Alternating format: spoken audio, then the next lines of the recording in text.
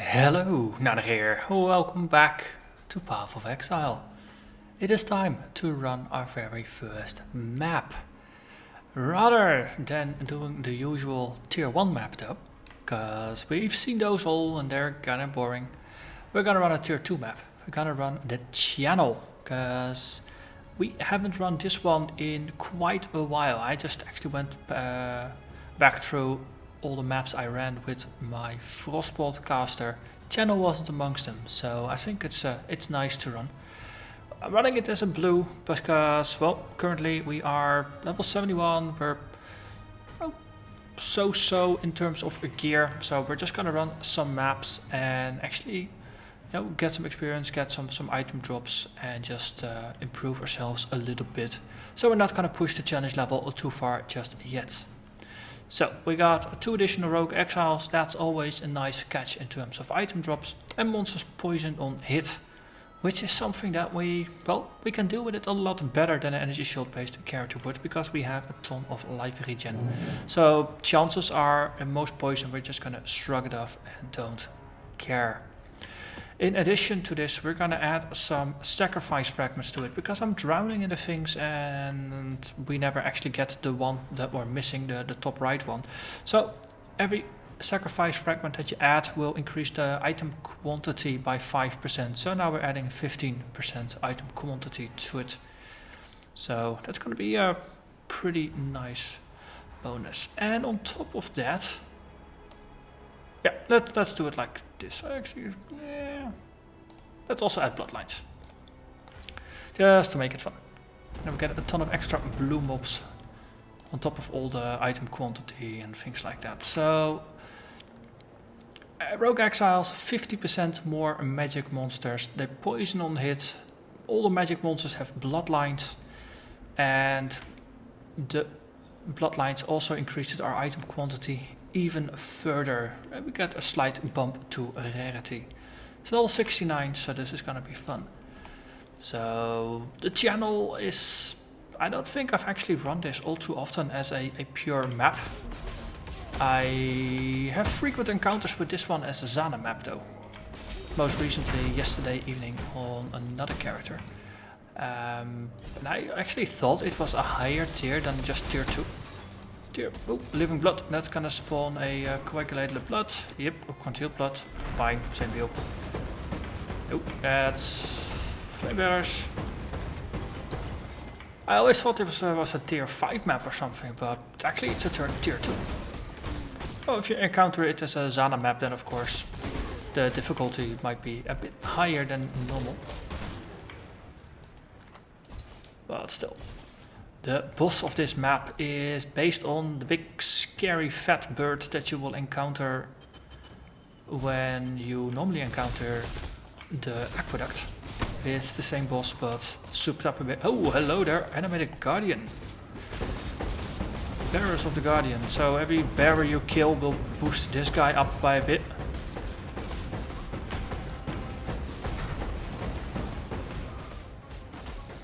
So this is pretty cool. He actually has a weapon that he threw away and just caught again. I like it. Let's deal with these zombies.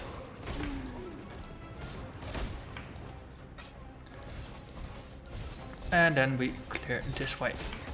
In my experience, the map is comprised of a bunch of layers. And the direction we're going in now. So it has these, you could say this is horizontal and then this would be vertical. So the layers are horizontal and you slowly work your way toward vertical until in the end, on the final layer, you will encounter the boss on its own big ship in the middle of a big river. So I usually just weave through from side to side. Seems to be the best way to do this with minimal backtracking. Dead end there, so we can just move on to the next bit.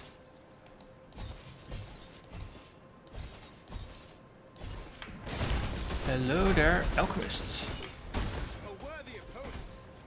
So in terms of leveling, we have finally arrived at the Cyan Life Room. So every level we gain now will get us more life.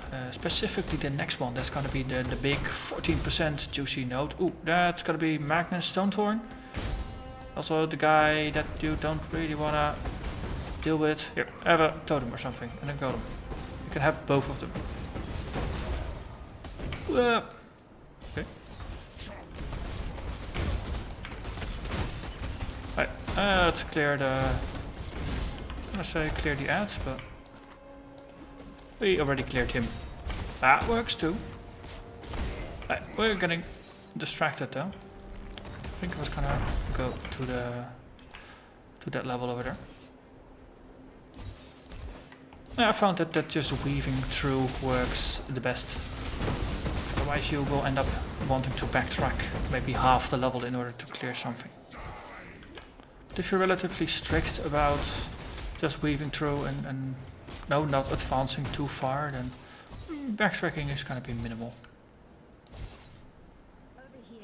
Hello there, Tora. So we haven't encountered the Tora area yet, which is a nice thing. Okay, we find the den. That's always nice. We can do that.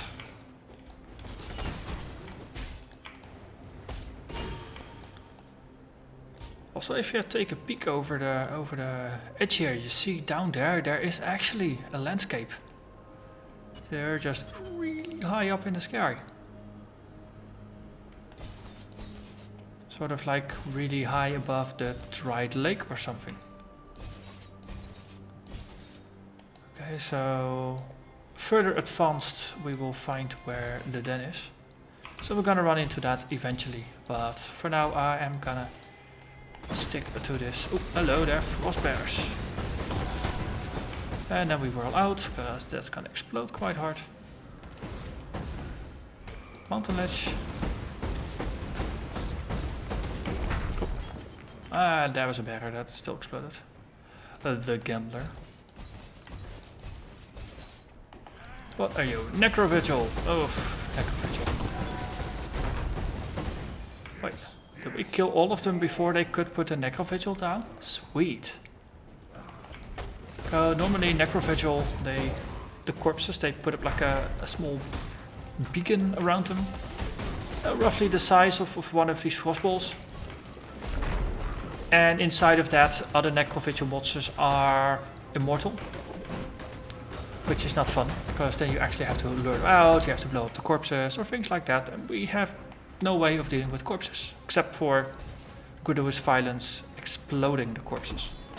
But that's not something that we can control, especially not once the corpses are there. So I was very happy to see that all the corpses spontaneously exploded, because we inflicted bleeding on all of them. Also, there's pretty heavy knockback there.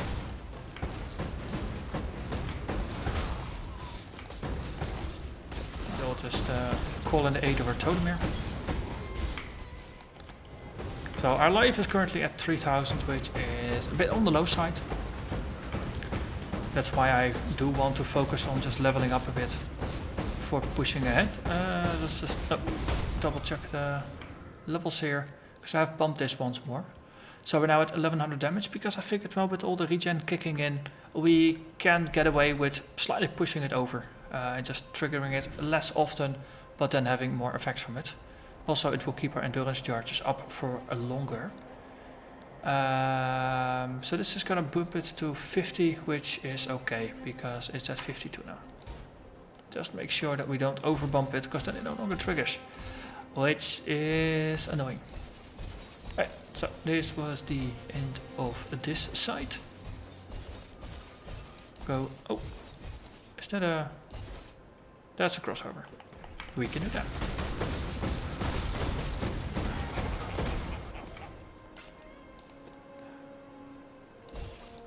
Strongbox, can we enchant it? No, we don't have an enchant. Then we'll just do it as this.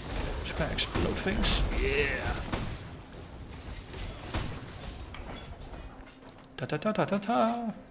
The loot is rather meager, so it's okay that we didn't boost it. You know, things like Arcanist or gem boxes, those you want to have at least as blue, preferably as yellow. All the other boxes are kind of meh.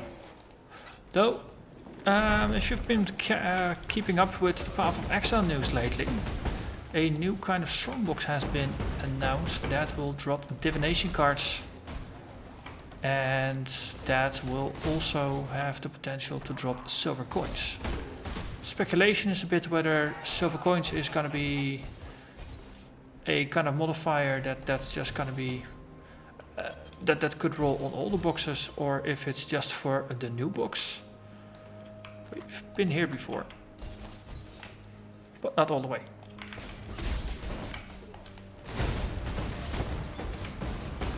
So this was announced on the State of Exile podcast yesterday.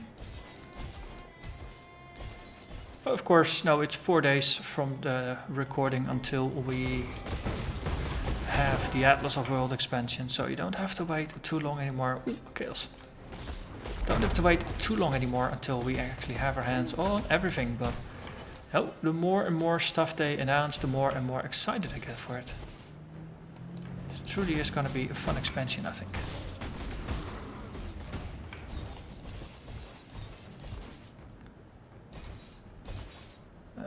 Okay. So we have cleared everything up there, and there's still more than 50 monsters remaining, so that's good. That means there is still plenty more to do. Oh, I was actually planning to just put a totem down. These otherworldly folks are rather sturdy.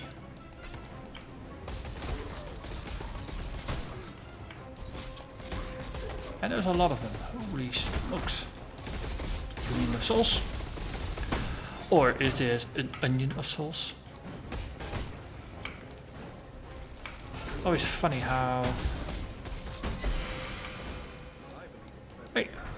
Ladder string mail? I don't recognize you. Let's dump everything in the box and then we go back to it. So far, loot has been pretty decent. Let's see what else we get. Well, 86% increased item quantity says we better get decent amounts of loot, right? Okay, so what are you? Ice Tomb. That sounds pretty cool. No pun intended. Strength int, a lot of armor and energy shield. Huge amount of cold resistance, can't be chilled. Can still be frozen, but you can't be chilled. And increased chill duration on enemies. So this is pretty cool if you're running a map that has frost on the ground, so you can't be chilled. Well, no, it's a level 39 armor, so it's a bit low in terms of stats if you're thinking about using it for map running. But we're not gonna push forward because we still have to push sideways. Also, that very long corridor leading south might actually be a pointer towards the boss, I believe. I've seen it more often. On the other hand, I don't think we have a lot of choices.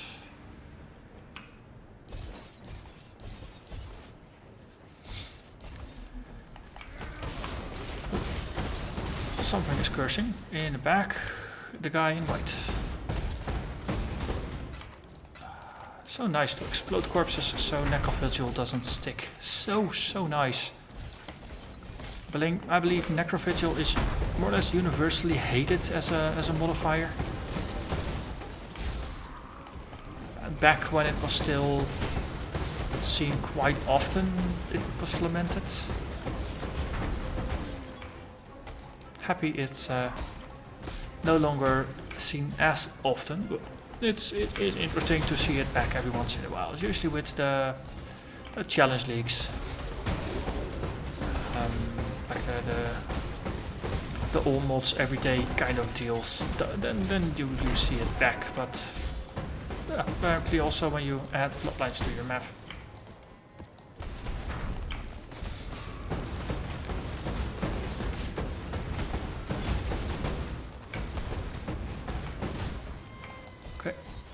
And there is the loose crate for the things. Let's make sure there's no spawns on top. I think this might actually be the end of it. Yeah, okay, good. We found the end. Then now we can find this, the Rancid Lair. Of course, this is one level above the top area, so this is a level 70 area. not knowing what's kind of unique we're gonna face down here, figured it would be prudent to add our totem.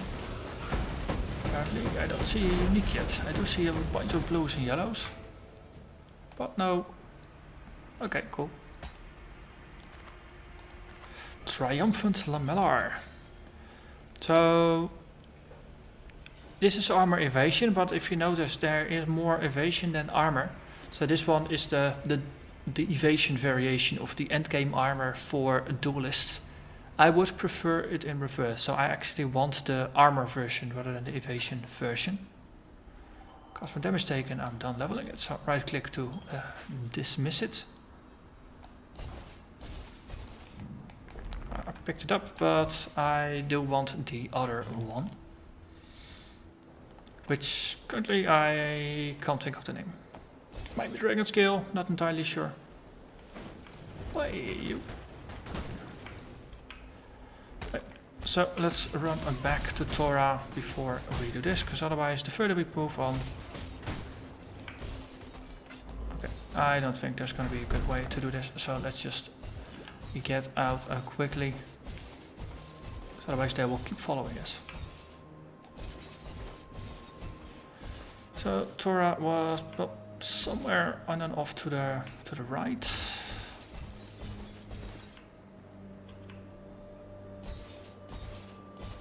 Further over here.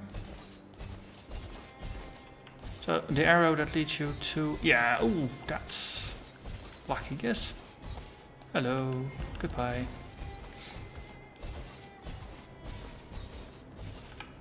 Oh, and out of our mana. It takes quite a while to run this character dry. Okay, choop, choop, choop, choop. And then we cross over here, and then we follow the long path south.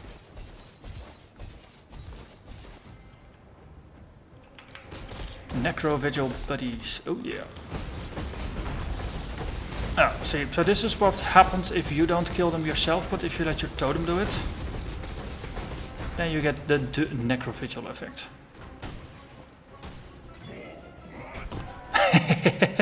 So they're bleeding.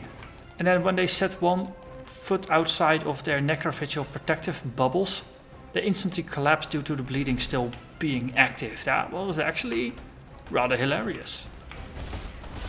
So I think I spotted the final boss fight to that side, so we're gonna run here first. So, let's not stand in the middle of that, shall we? Storm bearers. Any kind of bearers. Oh.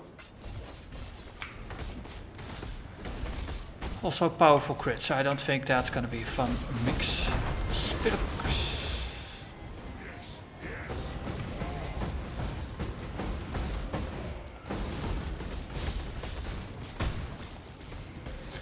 Elemental Reflect, well, we don't really care too much. Rhyme and Pulse Bloods, they're okay. Pulse Bloods are okay. Oh. Hey you, don't run away please. Yes, thank you. Gotta kill them all. That doesn't work if they're all the way. Well, so far, just facing off against all the yellows and blues in this level, we are handling the content pretty well. I would say our damage is perfectly up to par. Okay, no, with all the frenzy charges up, that's 4000 TPS per hit, and we do 2 hits. So effectively, that's 8000 TPS. And it's AoE DPS. Which I would say is pretty decent. We might have lured some of them over here.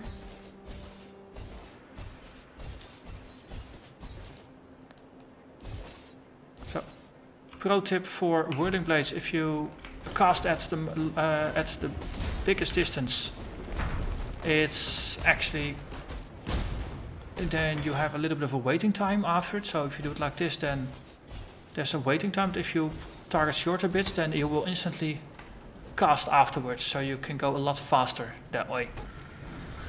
So the most ideal spot to aim for is 99% of the way through. So let's deal with add-ons first before we deal with the chicken. Here, have a totem. Because there's bears, and bears hurt. And this chicken also hurts. So let's just make sure there's only one kind of hurt rather than two kinds of hurt. Here, have a totem. And I'll just bugger off. Okay, two more mobs. That's the boss, and then one more. Where's the one more? There. You. You're a better. Okay, dealt with. Okay, here, have a golem. Oh, seriously. Chicken summons little chickens. Okay, then we just basalt and granite up. Granite again, because this hurts this smash attack. And then we kill it. Well. Not too bad, was it? So, despite only having 3000 life and we got on just under 3000 armor, though. Basalt 20% damage reduction, and the granite boosts it to about, I think, because there's also another armor boost effect on it, boosts us to about 12,000, 14,000, something in that region. So we gain almost 10,000 armor from just this flask having it up. So that really does help us deal with big boss attacks that are physical in nature. But still 3000 life, I get slightly worried about it. So I do want to boost it further before we take on things like Deresso, Malachi and Izaro. So I think there's going to be a couple more map runs that we're going to do. I'll probably do a bunch of them off stream. That's also just going to help me level, and then... Because as I was saying, currently we're going for the Cyan life wheel. There's about 50 life in total. Let's see, 3, 6, 7 of these small ones. That's 35 points. 14 here. That makes 49 points in a total for all of these wheels.